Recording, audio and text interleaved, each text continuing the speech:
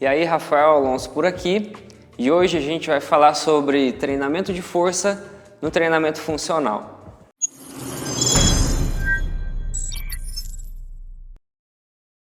Então, no treinamento funcional, como nós lidamos com muitos exercícios multiarticulares, fica muito difícil a gente trabalhar na casa de uma repetição máxima ou 2 RM, 3 RM com segurança com nossos clientes. Então veio uma pergunta na minha cabeça: qual o número de repetições ideal para a gente trabalhar força com segurança e com eficiência? Então eu trouxe a ideia de um coach chamado Brent Carter a respeito da quantidade de repetições. E eu desenhei aqui um gráfico para a gente entender um pouquinho mais. Esse é um gráfico bem comum para a gente da área da educação física, né, que é o gráfico das vias energéticas. Então a gente tem o ATP-CP até mais ou menos 10 segundos ali. Depois a gente tem a via glicolítica, que ela vai se estender aí em torno de 3 minutos. E a gente tem a via aeróbia por trabalhos maiores. Então eu cortei uma faixa desse gráfico que vem mais ou menos daqui a aqui. Então a gente tem aqui o que seria uma repetição máxima, certo? Então aqui a gente tem um RM e tem a via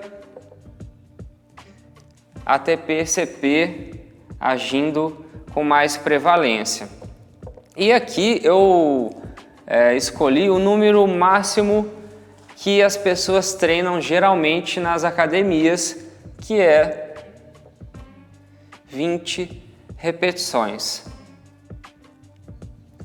Então, entre 1 e 20 é a quantidade média que uma pessoa faz aí de repetições dentro de uma sala de pesos, certo?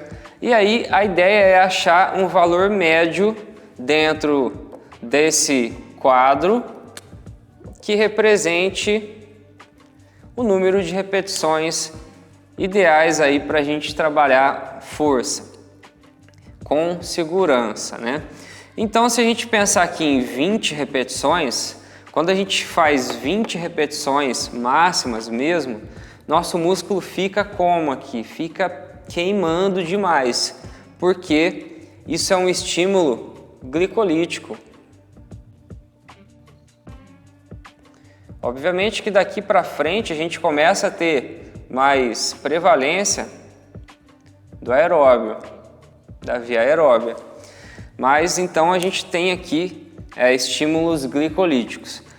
A partir das 20 repetições, a gente começa a ter pouca diferença em relação à via energética, ou seja, a gente tem muito mais prevalência da via energética aeróbia.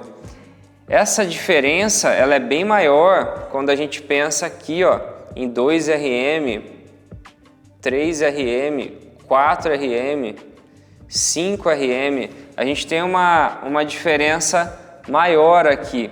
Deixa eu até fazer simbolizando aqui um pouquinho maior a diferença entre 5, 4, 3, 2 e 1. Então a gente tem bastante diferença. A partir da quinta, a gente começa a diminuir essa diferença.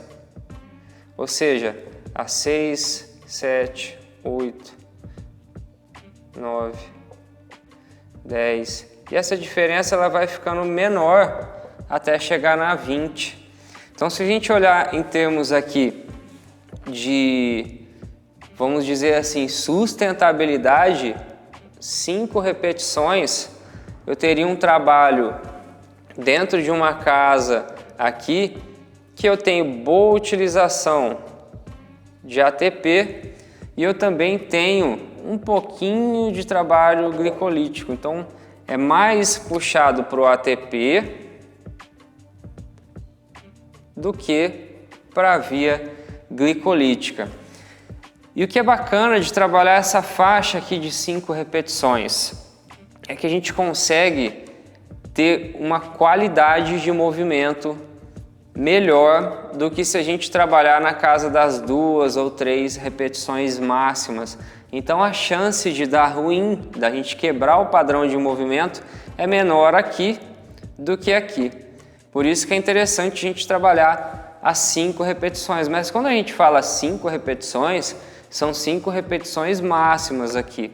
Então vai ter série que a pessoa faz 5 e não conseguiria fazer a sexta com uma boa técnica. Pode ter série que a pessoa não consegue fazer as 5. Então, por exemplo, se você estiver fazendo 4 séries de 5 repetições, pode ser que na primeira e na segunda série a pessoa faça 5. E aí depois ela não consiga, ela tenha que fazer 4. Aí cabe a você, como treinador, ou parar essa pessoa antes dela quebrar a técnica, ou você, para a próxima série, ajustar a sobrecarga para ela voltar a fazer 5 repetições e trabalhar dentro da faixa de repetições que você quer. Então, essa é uma ideia interessante, porque se a gente pensar em termos de via energética e o número de repetições, a gente pode falar que na fisiologia, quando a gente lida com repetições em termos de levantamento de peso, a metade de 20 não é 10, a metade de 20 seria 5.